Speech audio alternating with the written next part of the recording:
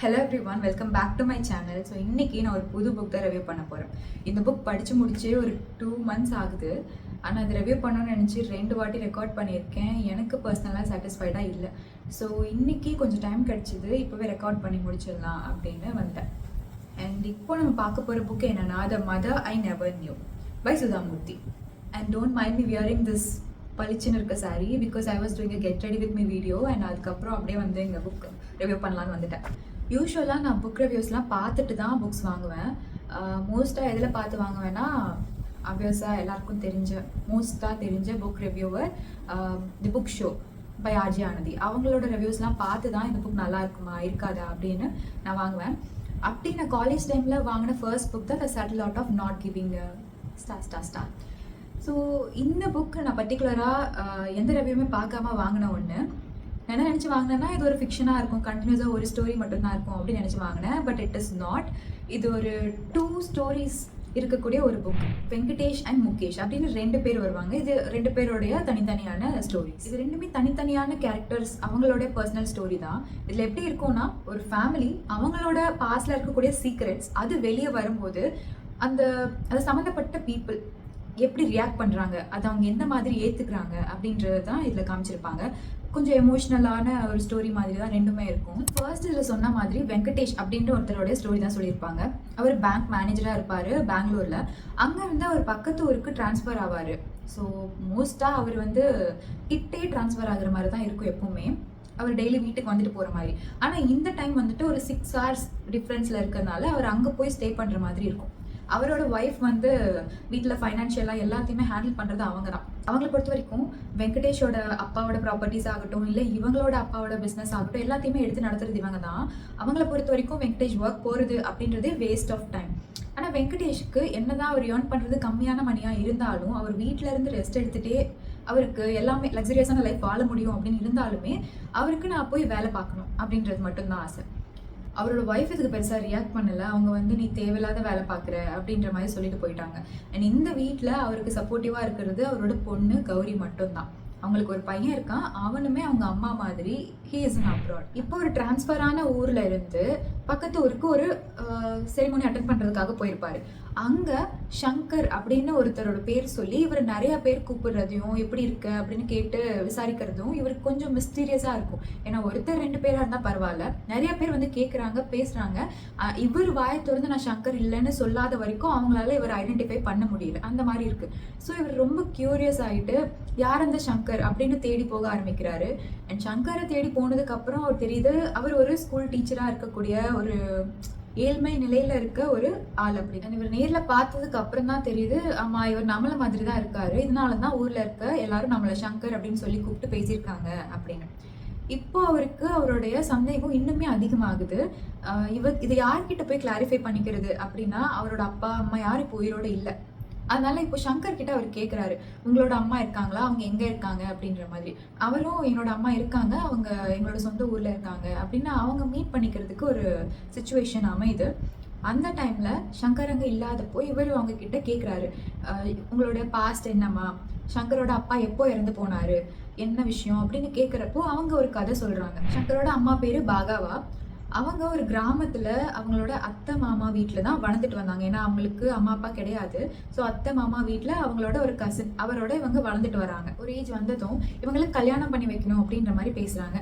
அப்போ தான் சங்கரோட அப்பா அவருடைய அம்மா வந்து இந்த பொண்ணை பார்த்துட்டு ரொம்ப லட்சணமான பொண்ணாக இருக்கா, இவளே நம்ம கல்யாணம் பண்ணி வச்சுக்கலாம் நம்ம பையனுக்கு அப்படின்ற மாதிரி பேசுகிறாங்க. 2 வீட்டு பக்கமும் சம்மதமாகி கல்யாணம் பண்ணி வச்சிடுறாங்க. ஆனால் கல்யாணம் பண்ணி கொஞ்ச நாள்லேயே சங்கரோட அப்பா அவர் வந்துட்டு அவங்க அம்மா, அதாவது பாகாவோட மாமியார் கையோட டெல்லிக்கு கூட்டிகிட்டு போயிடுறாங்க. ஏன்னா அவர் இன்னும் படித்து முடிக்கல. அவர் படித்து முடிச்சுட்டு ஒரு வேலை கிடைச்சதுக்கு அப்புறமா நாங்கள் பாகாவாவை கூட்டிகிட்டு போகிறோம், அது வரைக்கும் உங்கள் வீட்டிலே பத்திரமா வச்சுக்கோங்க அப்படின்ற மாதிரி சொல்லிட்டு போயிட்டாங்க. அதுக்கப்புறம் பாகாவா ப்ரெக்னென்ட் ஆகுறாங்க. இந்த நியூஸ் கேட்டு ரொம்ப சந்தோஷப்படுறாரு அவங்களோட ஹஸ்பண்ட் அண்ட் மதர் இன் லா எல்லாருமே.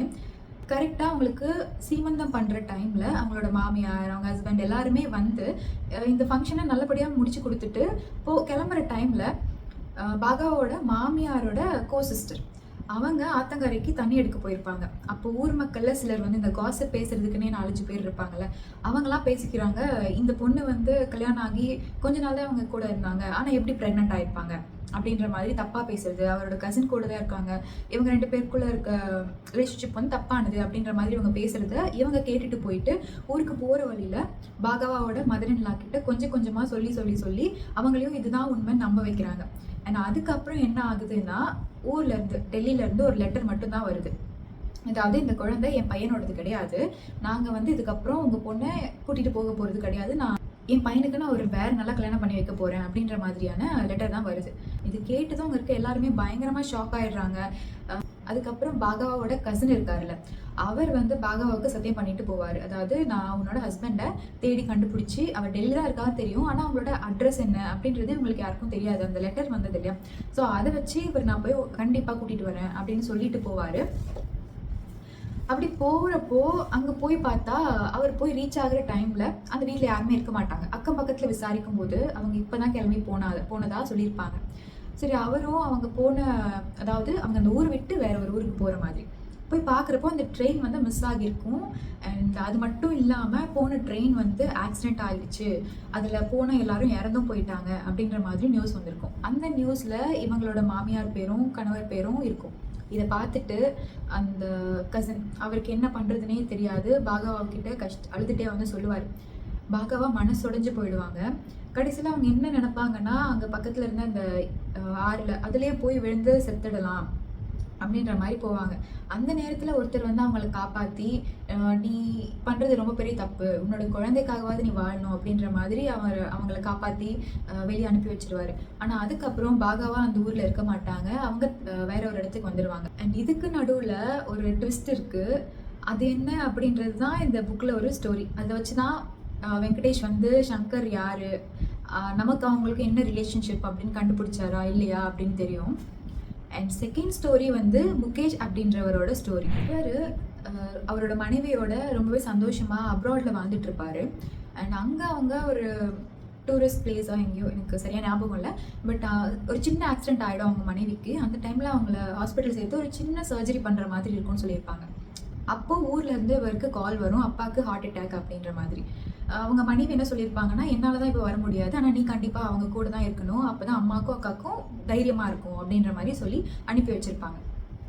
முகேஷும் அவரோட ஃப்ரெண்டு கிட்ட சொல்லி தன்னோட ஒய்ஃபை பார்த்துக்க சொல்லிட்டு இவர் ஊருக்கு கிளம்பி போயிருப்பார். அண்ட் அங்கே போயிட்டு அவர் போய் ரீச் ஆகிறதுக்குள்ளே அவங்க அப்பா வந்து இறந்துருப்பார். கடைசி காரியங்கள் எல்லாம் செஞ்சுட்டு ஒரு 16ஆவது நாள் காரியம் முடிச்சுட்டு அதுக்கப்புறமா திரும்ப வரலாம் அப்படின்ற மாதிரி அவர் அங்கேயே இருப்பார். அடுத்த நாள் அந்த சொத்துக்களெல்லாம் பிரிக்கிறதுக்காக லாயர் வந்திருப்பார். அவர் சொல்லியிருப்பார், இதெல்லாம் உங்களுக்கு, அதாவது அவரோட பொண்ணுக்கு, அவருடைய மனைவிக்கு, அவருடைய மருமகன் அதாவது பொண்ணுடைய கணவர் அவருக்கு, கடைசியாக முகேஷ் அப்படின்னு சொல்லி பிரிக்கும்போது முகேஷ்க்கு அதிகப்படியான சொத்துலாம் வந்து போய் சேருது. இதை கொஞ்சம் கூட அவங்களோட மருமகன் அதாவது அவங்க அக்காவுடைய கணவரால் பொறுத்துக்க முடியல. அது எப்படி முகேஷ்க்கு மட்டும் அவர் இவ்வளோ எழுதி வச்சாரு, 2 பசங்க இருக்கும்போது 2 பேருக்கும் அவர் ஈக்குவலாக தானே பண்ணியிருக்கணும் அப்படின்னு கொஸ்டின் பண்ணுவார்.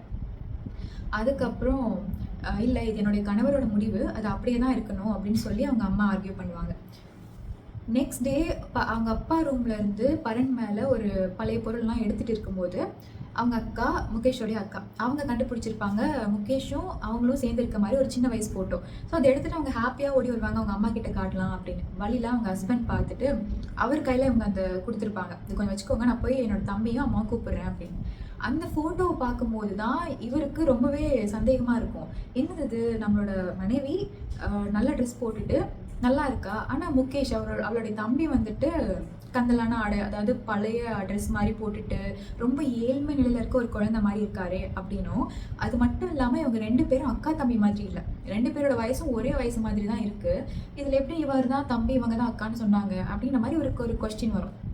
ஸோ இவர் டைரெக்டாக அவங்க மாமியார் கிட்ட போய் கேட்டுருவார், இதில் ஏதோ ஒரு மிஸ்டீரியஸான திங் இருக்குது, அது என்ன அப்படின்னு சொல்லி அவர் ரொம்ப அவங்களை டார்ச்சர் பண்ணி கேட்கவும் அவங்க அழுதுட்டு உண்மையெல்லாம் சொல்ல ஆரம்பிச்சிருவாங்க. ஏன்னா அவங்க இந்த உண்மையெல்லாம் ஆல்ரெடி சொல்லணும் அப்படின்னு நினச்சிட்டு தான் இருந்திருப்பாங்க. அவங்களுக்கு சரியான நேரம் கிடைக்காததுனால அவங்க அதை அப்படியே மூடி வச்சுருப்பாங்க. இப்போ அவங்க சொல்ல ஆரம்பிக்கிறாங்க, அதாவது முகேஷ் நாங்கள் பெற்ற குழந்தை கிடையாது தான், அவர் நாங்கள் வளர்த்த குழந்தை மட்டும்தான் அப்படின்ற மாதிரி. இது அவங்க முகேஷும் சரி அவங்க அக்காவும் சரி மொத்தமாக எல்லாருமே கேட்டுருவாங்க. கேட்டுட்டு முகேஷ் அந்த இடத்துல ரொம்பவே எமோஷ்னலாக டவுன் ஆகிடுவார். அவர் கேட்கும்போது, ஏன் நீங்கள் இதை என்கிட்ட முன்னாடியே சொல்லலை, எதனால் அப்படின்னு இவங்க பாஸ்ட் லைஃப் ஸ்டோரிஸ் எல்லாம் சொல்ல ஆரம்பிப்பாங்க. எப்படி இவர் வந்து அவங்க கிட்ட வந்து சேர்ந்தாரு, அண்ட் இவங்க அவரை எந்த அளவுக்கு தன்னுடைய பையனாகவே நினச்சி வளர்த்தாங்க அப்படின்ற மாதிரியும், உண்மையாக அப்படி தான் வளர்த்துருப்பாங்க. கொஞ்சம் கூட எந்த ஒரு இடத்துலையும் குறை வைக்காம 2 பேரையும் ஈக்குவலாக ட்ரீட் பண்ணி நல்ல விதமாக வளர்த்துருப்பாங்க. அண்ட் முகேஷ் மேலே அவங்களுக்கு இருக்கிற அதிகப்படியான பாசத்தினால அவங்க அந்த உண்மையை சொல்லலை.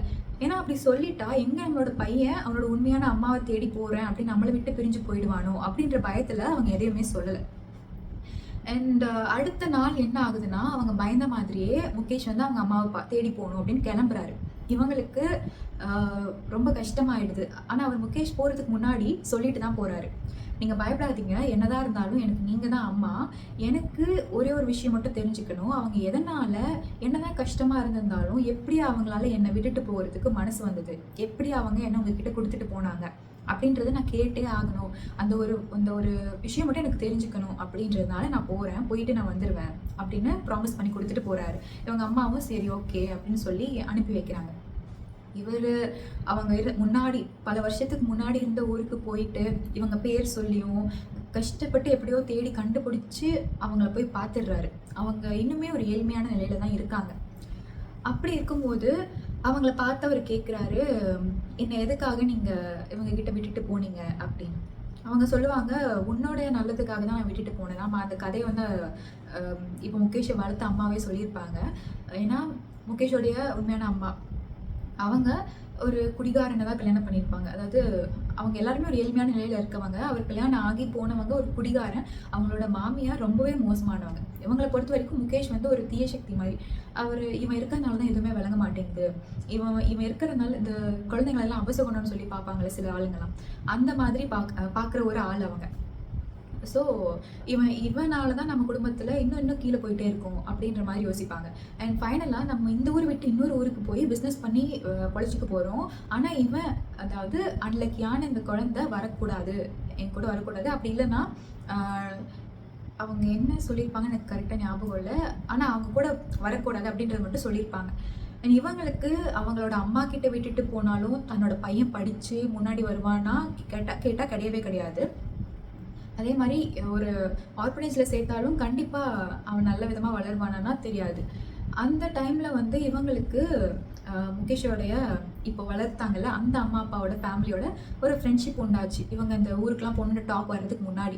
அப்போ முகேஷும் இந்த பொண்ணும் அந்த குட்டி பொண்ணும் சேர்ந்து விளையாட ஆரம்பிச்சு அவங்களோட ஃபேமிலியில் முகேஷ் ஒருத்தன் மாதிரி ஆகிடுவான். ஆல்ரெடி அவங்க மோஸ்ட்டாக விளையாடுறது, சாப்பிட்றது, தூங்குறதுன்னு அவங்க வீட்லேயே தான் இருக்கும். அண்ட் ஃபைனலாக இவங்க கிட்ட வந்துட்டு முகேஷை வளர்த்தாங்கல்ல அவங்க கேட்பாங்க, நாங்கள் வேணால் முகேஷை வளர்த்துக்கிட்டோமா அப்படின்னு. ஐ திங்க் அவங்க தான் கேட்டாங்களா இல்லை இவங்க கேட்டாங்களான்னு எனக்கு ஞாபகம், ஐ ஃபர்காட். ஓகே, ஸோ அப்படி கேட்கும்போது இவங்களுக்கு வந்து ஒரு கொஸ்டின் இருந்தது. ஏன்னா என்னோட பையன் நான் வளர்த்து அதுக்கப்புறம் நீங்கள் ஃப்யூச்சரில் வந்து அவனை என்கிட்ட கூட நிற்க மாட்டீங்கள்ல அப்படின்னு கேட்டுப்பாங்க, கன்ஃபார்ம் பண்ணிப்பாங்க. இவங்களும் கண்டிப்பாக நான் அப்படியே நிற்க மாட்டேன், என் பையன் நல்லபடியாக வளர்ந்தா போதும் எனக்கு அப்படின்றது மட்டும் சொல்லிட்டு அவங்க கழுத்துலேருந்து ஒரு செயின் ஒரு கோல்டு செயின் எடுத்து பையனோட கழுத்தில் போட்டுட்டு கொடுத்துட்டு மனசே இல்லாமல் அங்கேருந்து போயிருப்பாங்க. அண்ட் அதுக்கப்புறம் அவங்க அந்த ஊரில் இருந்து முகேஷையும் அவனோட அக்கா, அதாவது அவங்களோட உண்மையான பொண்ணையும் கூட்டிகிட்டு வேற ஒரு ஊருக்கு வந்து அவங்களும் கஷ்டப்படுற ஃபேமிலி தான். ஆனால் அவங்க வளர்ந்ததுக்கு ஒரு ரீசன் முகேஷோட கழுத்துலேருந்து ஒரு செயின். முகேஷோட வளர்த்த அம்மாவுக்கு டெய்லரிங் நல்லாவே வரும், ஆனால் அந்த மெஷின் வாங்குறதுக்கு அப்போதைக்கு அவங்க கிட்ட காசு இல்லை. என்ன பண்ணலான்னு யோசிக்கும் போது ஒரு அந்த கோல்டு செயின் மட்டும் தான் அவங்க கிட்ட போயிருந்தது. அப்போ அதில் கை வைக்க வேண்டாம் அப்படின்னு அவங்க அப்பா வந்து ரொம்ப ஸ்ட்ரிக்டாக சொல்லியிருப்பாரு. ஆனால் அவங்க அம்மா என்ன சொல்லியிருப்பாங்கன்னா, எனக்கு நம்பிக்கை இருக்குது என் மேலே, நான் கண்டிப்பாக இதை விட பல மடங்கு நான் உயருவேன், அப்போது இந்த செயினை நான் அவனுக்கு திருப்பி போடுவேன் அப்படின்னு சொல்லியிருப்பாங்க. அவங்க சொன்ன மாதிரி எக்ஸாக்டாக நடந்திருக்கும். கொஞ்சம் கொஞ்சமாக அவங்களோட பிஸ்னஸ் வந்து இம்ப்ரூவ் ஆக ஆரம்பிச்சிருக்கும். ஒரு மிஷின் 2 மிஷின் ஆகி 3 மிஷின் ஆகி வேலைக்கெல்லாம் ஆள் சேர்த்து இவங்க அந்த செயின் வாங்கி அவங்க கழுத்தில் போட்டிருப்பாங்க. அண்ட் முகேஷை விட இவங்க அந்த செயினை ரொம்ப பத்திரமா பார்த்துருப்பாங்க. ஒரு வாட்டி ஒரு இன்சிடென்ட் நடந்திருக்கும். முகேஷோட ஃப்ரெண்டு வீட்டுக்கு போயிட்டு நைட் ஸ்டே பண்ணிவிட்டு அடுத்த நாள் வந்திருப்பாரு. ஸ்கூல் டேஸ் நினைக்கிறேன். அப்போ வந்திருக்கும்போது நான் செயின் அங்கே மறந்து வச்சுட்டு வந்துட்டேன் அப்படின்ற மாதிரி சொல்லியிருப்பாரு. இவங்க ஒரு செகண்ட் கூட நீ வேஸ்ட் பண்ணாமல் திரும்ப போய் அந்த செயினை எடுத்துகிட்டு வந்தே ஆகணும் அப்படின்னு சொல்லி ரொம்ப ஸ்ட்ரிக்டாக அவரை மிரட்டியிருப்பாங்க. முகேஷ்க்கு என்ன நீங்கள் என்னோட ஃப்ரெண்ட் கிட்ட இப்போ நான் உடனே போய் கேட்டால் அவன் என்ன சொல்லுவான், ஏன்டா இவ்வளோ பெரிய பணக்காரங்களாக இருக்கீங்களே, ஆனால் அந்த ஒரு சின்ன செயினுக்காக நீ வந்து இது பண்ணுற அப்படின்னு எப்போ சிரிக்க மாட்டானா அப்படின்னு கேட்பாரு. அவங்க அம்மா, யார் சிரிச்சாலும் எனக்கு பிரச்சனை இல்லை, நீ போய் எடுத்துகிட்டு வா, எனக்கு அந்த செயின் இப்போ வந்தே ஆகணும் அப்படின்னு. முகேஷ் என்ன நினச்சிருப்பாருனா, தன்னோட அம்மா வந்து பணத்து மேலேயும் நகை மேலேயும் ரொம்ப அப்சஸ்டாக இருக்காங்க அப்படின்ற மாதிரி தப்பாக நினச்சிருப்பார். அந்த விஷயம் அவருக்கு ஃபைனலாக அந்த உண்மையெல்லாம் தெரியிற அன்னைக்கு தான் ஸ்ட்ரைக் ஆகும். ஓ, அப்போ இதனால தான் நம்ம இந்த செயினுக்கு அவ்வளோ மதிப்பு கொடுத்துருக்காங்க அப்படின்ற மாதிரி. கடைசியா அவரோட அம்மா, அதாவது அவங்க கிட்ட குடுத்துட்டு போனாங்க இல்லையா? அந்த அம்மாவ மீட் பண்ணும்போது, அவருக்கு இன்னொரு உண்மை தெரிய வரும். அது வந்து எனக்கே பயங்கர ஷாக்கிங்கா தான் இருந்தது. அது என்ன? அதுக்கப்புறம் அது எப்படி நடந்தது? என்ன என்ன நடந்து முடிஞ்சது? அப்படின்லாம் தெரிஞ்சுக்கணும்னா, கண்டிப்பா இந்த புக்க வாங்கி படிங்க. The mother I never knew by Sudha Murthy. ரொம்ப நல்லா இருந்தது.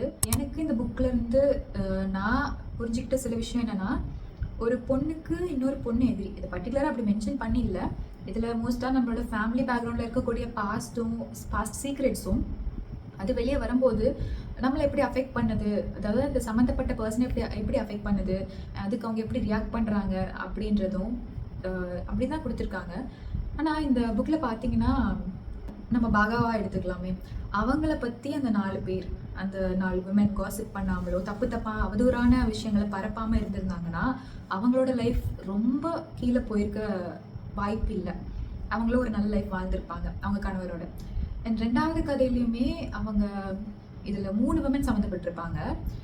ஃபர்ஸ்ட் லாஸ்ட்டாக நம்ம முகேஷை வளர்த்த அம்மா வந்துட்டு தன்னோட பையன் நம்மளை விட்டு போயிடக்கூடாது அப்படின்ற மாதிரியான பாசத்தில் உள்ளுக்குள்ளேயே தவிச்சிட்டு இருப்பாங்க, என்னைக்கு அவனுக்கு உண்மை தெரியுமோ அப்படின்னு. மிச்சம் இருக்க 2 விமனுமே முகேஷோட சம்மந்தப்பட்டவங்க தான். அவங்களுக்குமே இது எப்படி நான் சொல்கிறது, புக் ரிவீல் பண்ணுற மாதிரி ஆகிடும். ஸோ விமன் அவங்களே ப்ரையாரிட்டைஸ் பண்ணிக்கணும். மற்றவங்கள ப்ரையாரிட்டைஸ் பண்ணுறதுக்கு முன்னாடி அவங்கள ஃபர்ஸ்ட் வச்சு ப்ரையாரிட்டைஸ் பண்ணிக்கணும். அதுக்காக அவங்களோட ஃபேமிலியில் எல்லாரையும் லாஸ்ட்டாக ப்ரையாரிட்டைஸ் பண்ணணும் அப்படின்றது கிடையாது. அவங்களுக்கு கொடுக்குறதுன்னு ஒரு இது இருக்கு இல்லையா, அதுக்கு ஒரு லிமிட் இருக்கணும். அதை தாண்டி நீங்கள் எவ்வளோ வேணால் எடுத்துக்கோங்க, ஆனால் நான் என்ன ப்ரையாரிட்டைஸ் பண்ணிக்க மாட்டேன், என்ன கேர் பண்ணிக்க மாட்டேன், எனக்கு நீங்களாம் மட்டும்தான் முக்கியம் அப்படின்ற மாதிரி இருக்கிறது இஸ் நாட் ரைட்.